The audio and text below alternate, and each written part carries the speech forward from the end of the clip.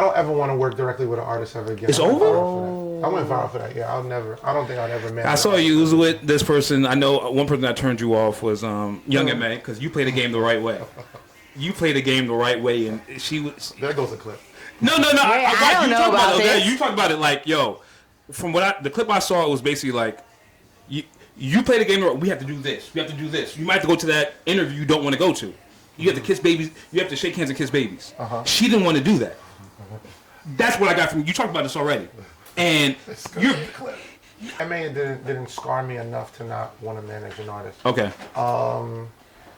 Me and MA, I'm with MA for about a 2-year run. I'm with MA about a year before the world knows her, and then I was with her at probably her most influential year. Yeah. What records was out? Talk about the records that was out. What era? Well, I hosted her mixtape before, which is called. I can't remember what it was called. I'll throw it in. I can't remember it. Yeah. Shit, that's so crazy. But what records? Her story Like, what was her singles? album. I mean, I was with her the entire run. So like, I helped break her in New York, and then with the Ooh record, we toured the entire country and a little bit outside of the country with MA.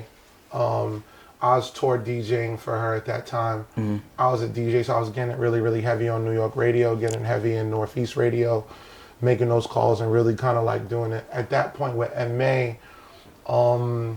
50 Cent had just hired me. So I was creative director. Sleepwalking. I promise you wasn't weird with that. Yeah, you good. For all the clippers, they're gonna have. Yeah, I won't even edit it to make it's it okay. look funny. It's okay. Okay, maybe I will then. But sleepwalking, because it's a natural thing. I know I'm on camera. I understand that. That's why I'll be very poised at what I'm saying. I understand this shit. You know what I mean? All in all, it's like this. I did sleepwalking. I host sleepwalking. I'm the host of it. It's fire. And you know, I've done like that's light. Yeah. When 50 Cent had hired me, and then I was the face of This Is 50 at the time. Shout out Heineken. Shout out Jeremy Bettis. So I saw a clip where you explained like Jack Thriller left This Is 50, right? Jack left This Is 3. You invested your own money into new camera, new lenses, new editors to improve the content. Holy shit! You bet on yourself.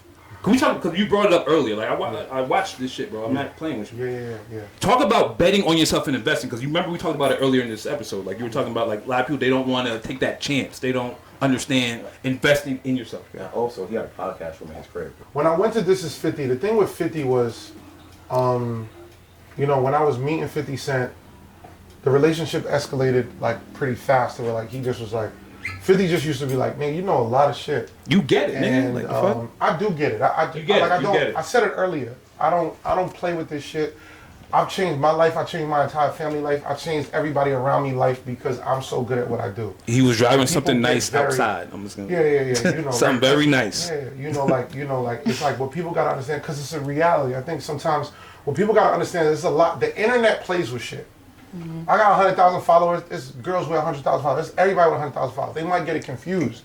Details at my house. My house bigger than the block. It is. Still waiting to see what that block This is like. a difference. You get what I'm saying? So when everybody plays and does this, it's real life. Yeah. I'm really from Canarsie. I'm really from Brooklyn. I really grew up on all of that, and I beat the game. So when I'm talking, I try to get certain things across niggas. I don't have a scam dollar in sight. I didn't do no bank deposit. Nigga, I'm lit because I'm great at what I do and I outwork niggas every single day. Period. That's just what it is all the time. The gaffle. Wait, hold on. I'm gonna let it rock. I like the gaffle. This is a good thing. You get what I'm saying? But the reality at hand is that what you gotta do when the opportunity came, right? I was in a club. I pull back and I storytell it the right way. I'm in a club and I'm DJing. This is when I was like getting really, really active DJ shit. Someone from Effin had seen me in the club and I was just rinsing a 50 Cent set and I was going crazy. And this is there's like a cheesy 50 Cent set. There's like Many Men, I Get Money, What Up Gangsta. But I was like in my bag digging in G-Unit crates. And he was just like, yo, I'm gonna show this to 50. Ended up showing a video to 50. Cool.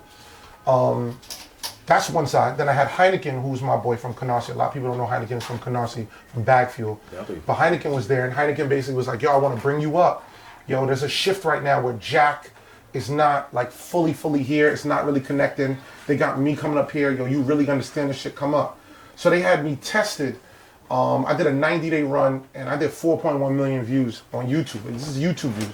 This ain't the Instagram bullshit. What year? This is 2015 October. So I did 4.1 million Back and then. I became probably when this is mad, like niggas can't do 4.1 million on YouTube. Now. This is not shorts. It's none of the bullshit. This is the real life motherfucker. You know what I mean? It's a whole different game. So I did 4.1 million views, and then they built the red room around me, the This Is 50 room. And then, like I said, shout out to Heineken, shout out to Jay Bettis. Without them, it wouldn't be possible. And I went. Now, when I was there, I started to learn that they were on backlog for interviews, like backlog. And I was like, all right, what I'm going to do is I'm going to get my guy up here, Shaw Justo Brooklyn. I'm going to get my whole camera. I got cameras set up, and I went, paid for cameras, paid for everything, and then went. And under someone else's infrastructure. You all, bet on yourself. I'm already in 50's office. This is all there. They giving me free reign. I went, and I invested in it. I just went, and Justo was my man. I never said this story, so I'm gonna give him pure light. Justo was my boy. He didn't know how to shoot cameras. He was like, yo, bro, I just want to get busy. I said, if your forearms are sturdy and you can hold that camera straight, just shoot on auto, and we gonna figure this shit out.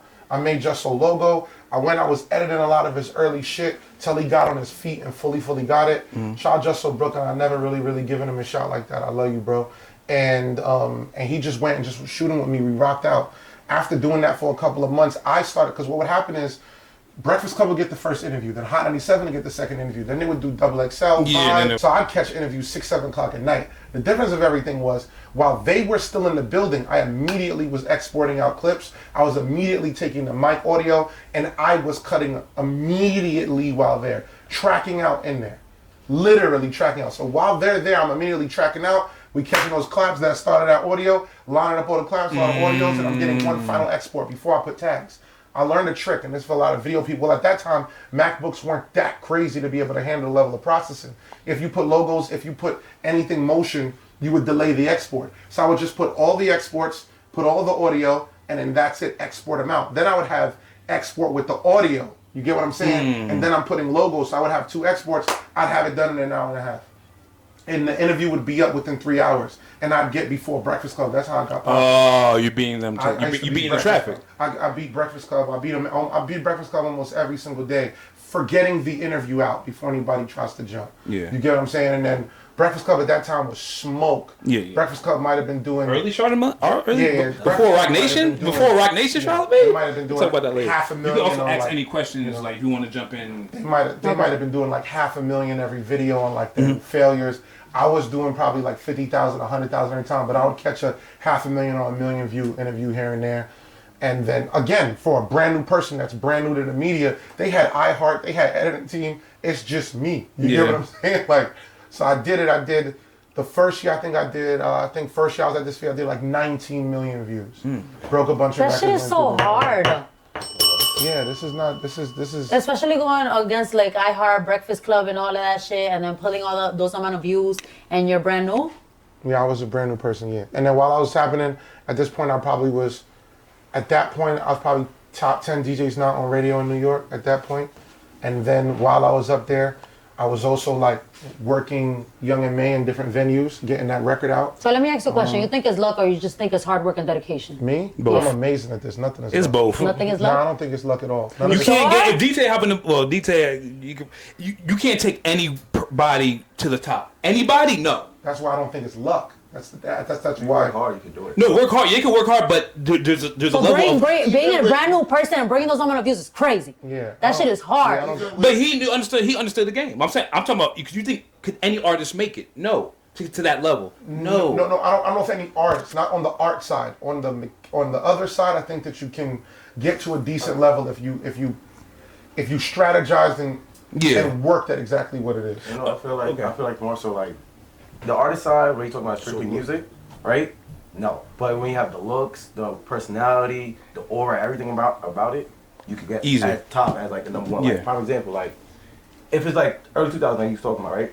A person like Nas that's just rapping strictly number one lyrics, but somebody that's not as lyrical but do everything else could outshine Nas. Potentially, pushing the clubs and hard different type of vibes. You're right. So you're on the same level. Yeah, it's definitely, if you got to really know what you're doing, you got to be highly consistent. I think that professionalism weighs the highest, and then everything else follows. If your professionalism is bad, like if you show up, again, no funny, but if you show up late, if you're not professional, if you don't got the right representation, if you can't articulate yourself, then everything else has to be better and better. You get what I'm saying? Like, you got to now rap really amazing. oh, you can't talk, or you're a dickhead, then your song's got to be crazy. Yeah. Oh, you're rude and you're like not sober, then you better have a classic. Like that's just the reality. Your talent is gonna have to overcompensate for the gaps that you do have. Yeah.